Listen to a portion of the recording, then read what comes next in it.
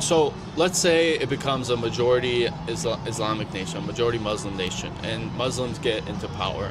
Sharia law is required to be enforced according to the Quran, correct? I'm not sure about that. You're not I mean, sure? it's not like Sharia law isn't just like, just like this book where it's like it replaces the Constitution. That's not how it works. It's a very extensive, deep topic. But our constitution, our country would fundamentally change to the rules in the Quran and Islam. Yeah, I mean, if you followed Islamic, teachings, like, you wouldn't be able to criticize Jesus, for example. Alcohol would be forbidden. Gambling would be forbidden. Charging interest would be forbidden. Let me see what else. There's so much to learn. It's like keeping all this stuff at the top of your head isn't easy. Yeah. And I don't ever want to say a wrong thing. I keep emphasizing that. You wouldn't be able to charge a 40% tax on people.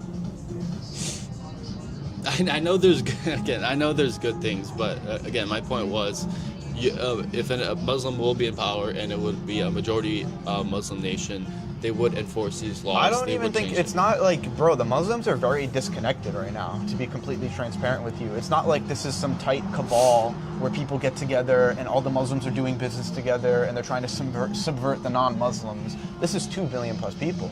This is 2 billion people being massacred in the Middle East by a few million, bro. Like, the Muslim Ummah, for what you think it is, it's like this cabal and the secret meeting, like, it's a joke, bro. No, I don't think that's that. That's what it sounds like, but that's okay. I don't want to put words in your mouth. I think. But think about this. Think about this, right? Your argument is that when Muslims become the majority, they're going to come together and enforce their beliefs, right? They don't even have to come together. They're going to be the majority, and they all believe the same, radical ideas. You can say whatever. It's not in the Quran, but that's what they believe. So it's not even they're coming together. They all believe the same things. And let's say they saw a woman outside and she wasn't, fully covered up. They're going to go. You can't do that. You can't Okay, rape. Why make things up, bro? Why are you I'm saying not rape saying her? it says it in the Quran, but that's what they do. Because I follow the patterns. I see what they do in Europe. I see what happens in the Middle East. Yeah, it okay. happens.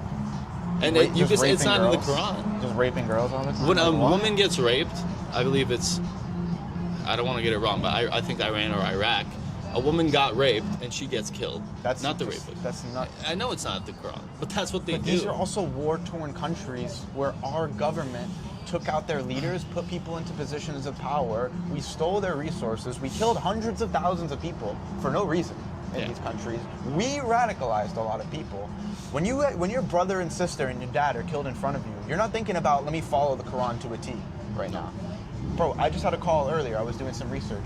Even when talking to someone, right? If they're insincere or they're insincere, there's 2 different ways I'm supposed to go about that conversation. This is wisdom from God in the Quran, right? Like, it's so specific. So when someone's going through all these horrible things, they're limited on food, on water, they don't have electricity anymore. Like, people get radicalized, and that's not leading more into their faith. That's going away from their faith because of the horrible things that have happened to them. You know what I'm saying? Like, it's funny, like, the countries you keep listing are like where we went in as Americans and like just fucked them up, bro.